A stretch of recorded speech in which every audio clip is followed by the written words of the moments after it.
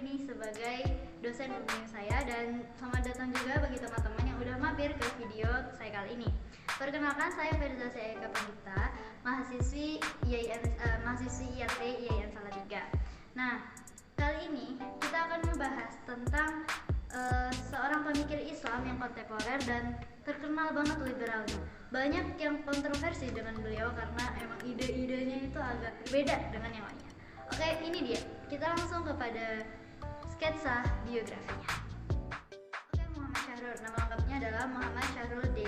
Nah, dia ini adalah pemikir Islam yang kontemporer yang terkenal liberal. Beliau lahir pada 11 April 1938 Masehi di Damaskus.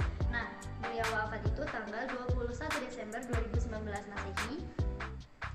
Baru kemarin ya, berarti baru-baru ini guys, di Abu Dhabi. Nah, beliau memiliki ayah yang bernama Dave Syahrul, terus ibunya bernama Siddiqah binti Salih Filyun, istrinya bernama Al-Wafiyah Azizah, dan beliau dikaruniai 5 orang anak. Nah, Syahrul ini sosok yang mencintai keluarganya. Bisa kita lihat dari setiap bukunya itu pasti di depannya ada ucapan terima kasih kepada seluruh keluarga besarnya, ya, berserta kelima anaknya tersebut.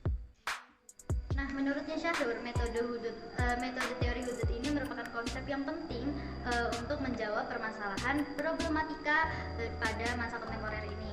Jadi teori hudud itu lahir ketika dia tuh sadar gitu atas kegagalan masyarakat dalam menciptakan sebuah modernitas.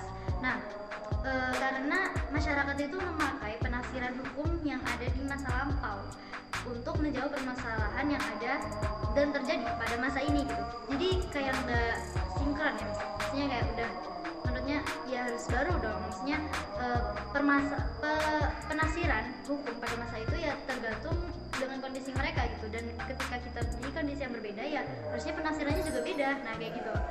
Nah, teori hudud ini punya dua konsep. Pertama konsep lurus, dan yang kedua itu konsep melengkung. Konsep lurusnya itu adalah ketetapan yang ditetapkan Allah pada kalamnya, dan konsep melengkungnya itu adalah kondisi sosial masa kini. Jadi ya kita boleh kekinian tapi nggak boleh melupakan atau kayak ngerasa nggak lihat gitu dengan ketetapan yang sebenarnya udah ditetapkan dalam Al-Quran. Dan teori hudud ini menurutnya dengan dua konsep lurus dan melengkung tadi itu bisa menjadi relevan dengan ruang dan waktu. Jadi bisa update, bisa ya hukumnya stylish gitu ya, ngikutin zaman.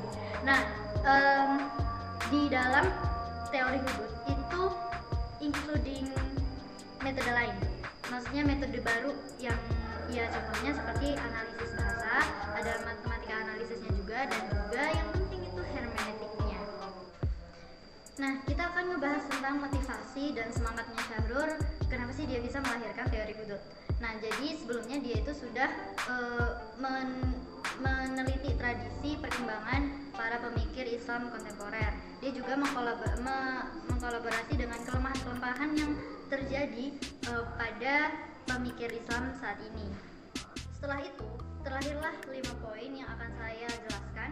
Yang pertama itu menurutnya nggak ada metode yang objektif, khususnya pada pembahasan kitab-kitab nas Al-Quran. Yang kedua itu kajiannya sering bertolak atau dilandaskan dengan perspektif lama. Jadi dengan perspektif yang lama itu dia terkungkung dengan subjektivitas karya ulama yang dia baca, dan ini tuh nggak menimbulkan suatu objektivitas dari pemikiran mereka. Nah, parahnya lagi ketika mereka sudah menganggap salah satu ulama atau pemikir Islam yang menurutnya udah mapan gitu, udah bener, kayak udah ya relevan aja dengan semua zaman gitu. Jadi ketika dia udah menganut beliau, maka subjektivitas itu muncul. Dengan itulah nggak ada produk baru dari dia, karena apa yang dia sampaikan itu berkaca dengan ulama atau pemikir Islam sebelumnya, dan bukan produk baru yang ada, tetapi malah memperkuat dengan asumsi dari pemikir yang dia anut tersebut. Dan yang ketiga itu adalah tidak dimanfaatkannya filsafat humaniora, karena menurut kebanyakan pemikir Islam itu pemikiran dari Yunani ini atau Barat itu lebih ke menyesatkan, salah, dan yaudah benar-benar membuat garis. Dan yang keempat itu adalah tidak adanya epistem yang valid.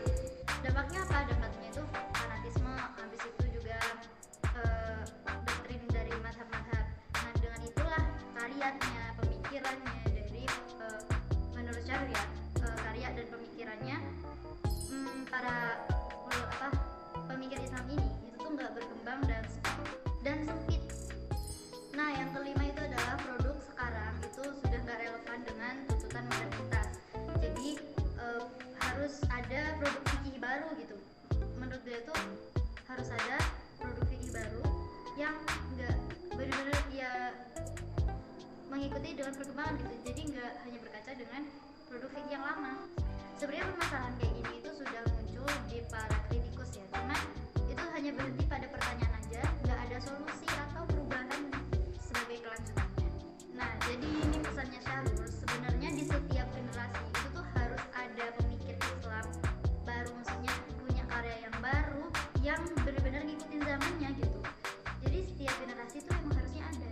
Nah, untuk generasi kita, oke, yang dia maksud di sini adalah karya-karya yang nggak mengikat masyarakat. Jadi ketika masyarakat itu membaca atau mengetahui hukum yang berkaitan dengan zaman sekarang itu mereka tidak merasa kayak terkungkung, terjerat, terikat gitu. Jadi merasa tetap bebas tapi terarah seperti itu. Tetap modern, nggak kolot, nggak ketinggalan zaman.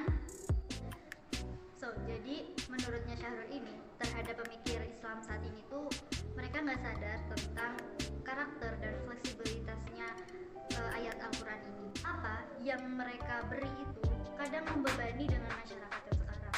Udah nggak ikut zaman dan tidak ikut kondisi serta situasi yang terjadi di abad 20 ini.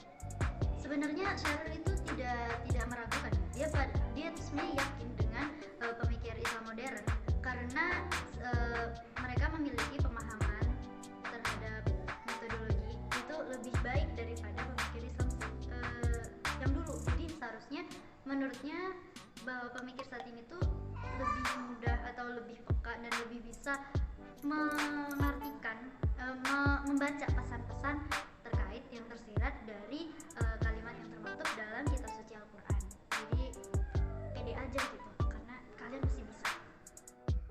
Oke, selanjutnya kita akan membahas tentang aplikasi teori hudud. Ya, ini adalah solusi yang diberikan oleh Mama Syahrul kepada kita semua biar bisa menginterpretasikan Al-Quran.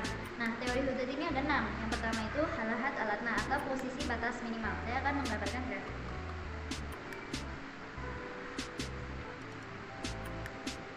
Nah, di sini batas minimal, di sini adalah batas minimalnya. Batas minimal. Nah, di grafiknya ini kita akan memberikan contoh di surat An-Nisa ayat 22-23 yang mana ngebahas tentang muharram atau ya yang boleh dan tidak boleh dinikahi. Nah, di sini menikah itu diperbolehkan, tetapi ya sama kerabat atau dengan orang-orang yang tidak dilarang oleh Al-Quran. Siapa saja sih yang dilarang? Contohnya itu kayak saudara perempuan, saudara laki-laki, dan sebagainya. Nah, di sini batas minimal itu ada di sini.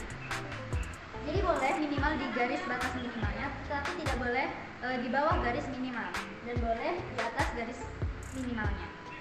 Jadi nggak boleh menikahi anak sendiri atau tidak boleh menikahi ibu sendiri atau menikahi ayah sendiri, itu tidak boleh teman-teman. Tapi kalian bisa menikahi orang-orang di atas batas minimal ya, mungkin teman dan kerabat jauh atau ya orang yang nggak dikenal dan tidak ada hubungan darah sama sekali dengan kita. Oke, yang kedua itu adalah halahat al-a'la. Ini adalah posisi batas maksimal, di mana hukum itu tidak boleh melebihi batas maksimal, tetapi boleh di bawahnya batas maksimal. Di sini kita akan mencontohkan surat Al-Maidah ayat 38 tentang potong tangan oleh pencuri baik perempuan maupun laki-laki. Nah, di sini ini grafiknya, misalnya ini adalah batas maksimal. Ini batas maksimal. Jadi di sini hukumannya itu harusnya di bawah di sini, atau boleh di maksimalnya itu di garis maksimal. Jadi nggak boleh melebihi garis maksimalnya. Nah, di sini yang menjadi batas maksimalnya adalah potong tangan. Jadi seorang hakim itu bisa memberikan hukuman di bawah potong tangan, entah itu disita atau di apakan lah, terserahnya dia, tapi nggak bisa melebihi potong tangan tersebut. Nah, dan hukum ini menurutnya Syahrul itu tidak berlaku di segala tempat, jadi harus objektif ya.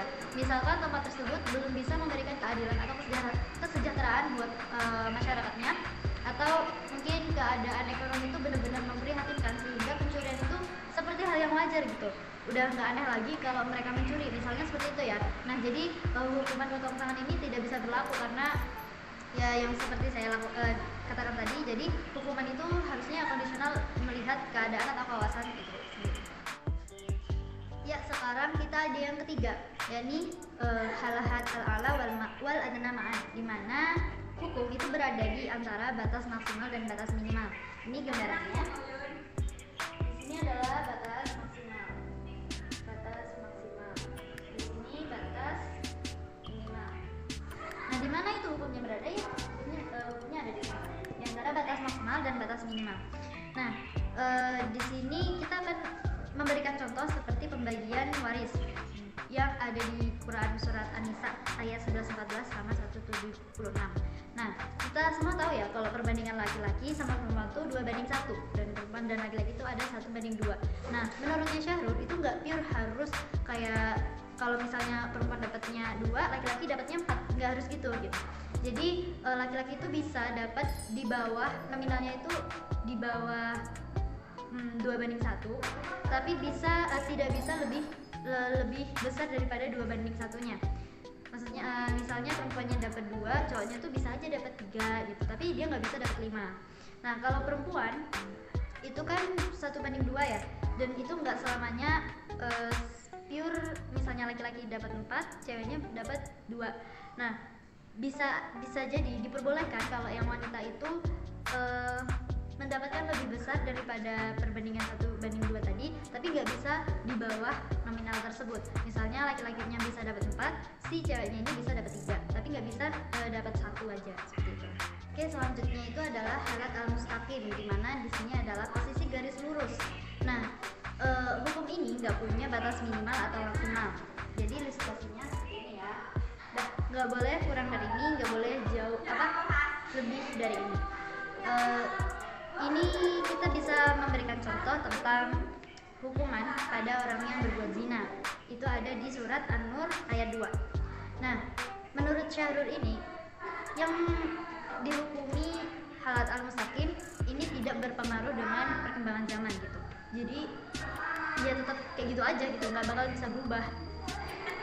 Kalau di dalam Al-Quran itu yang berzina itu dicampur sebanyak 100 kali.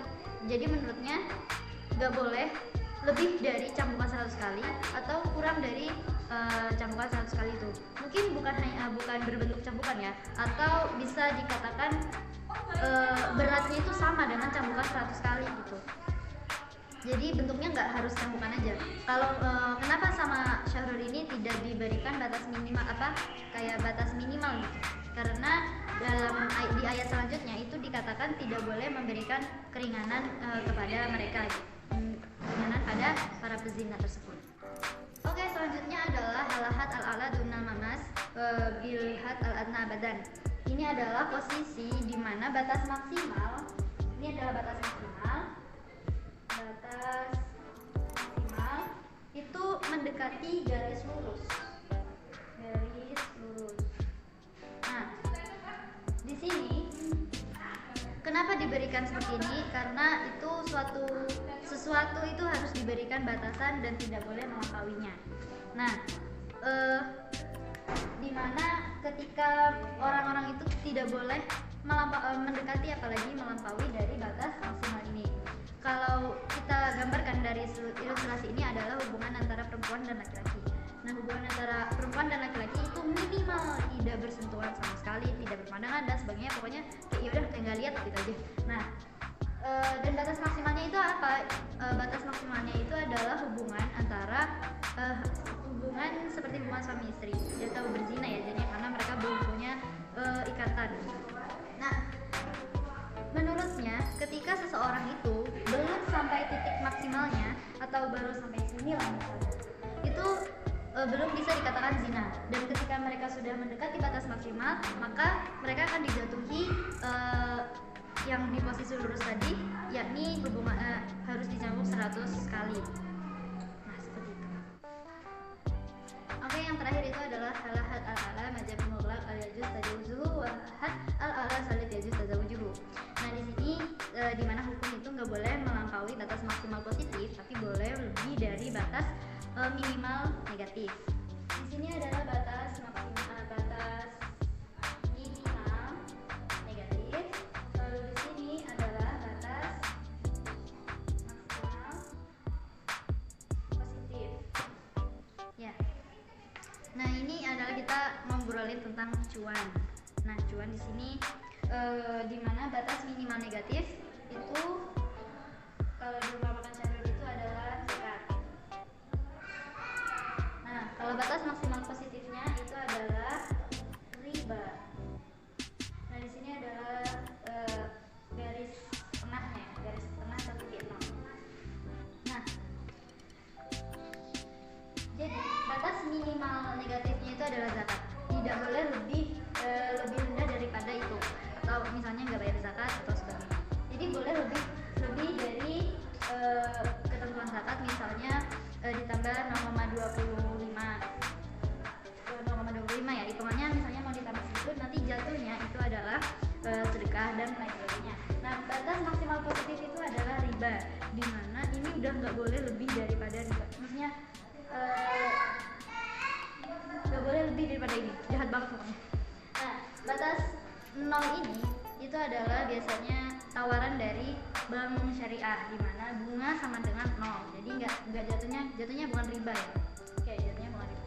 Nah, itu saja pengaplikasian, contoh pengaplikasian dari teori hudud yang 6 tadi. Teman-teman bisa mengulang video atau melihat artikel, jurnal, dan research lainnya yang bisa memahamkan teman-teman semua. Oke, ini bisa dibilang seperti contoh gitu ya, contoh kayak ya teman-teman bisa punya gambaran, bisa dikembangkan skripsi atau karya tulis lainnya. So, ini tadi adalah penjelasan tentang seluk-beluknya syahrir dari sketsa biografi sampai aplikasi teori hududnya. Nah, teman-teman, semoga apa yang telah saya sampaikan itu bisa bermanfaat, bisa menyenangkan, dan bisa bermanfaat bagi kita semua. Dan mohon maaf jika ada salah kata, salah tindakan, atau salah penjelasan, karena saya juga di sini masih belajar, dan mungkin kalau misalnya kurang jelas, teman-teman bisa membaca makalah saya minggu kemarinnya. Nah, dan semoga apa yang telah kita bahas kali ini bisa dikembangkan lagi sama teman-teman, mungkin berbentuk karya tulis kecil-kecilan, jurnal, atau esai, atau bahkan bisa dijadikan pisau bedah penelitian skripsi teman-teman semua. Oke, terima kasih. Semangat belajar. Wassalamualaikum warahmatullahi wabarakatuh.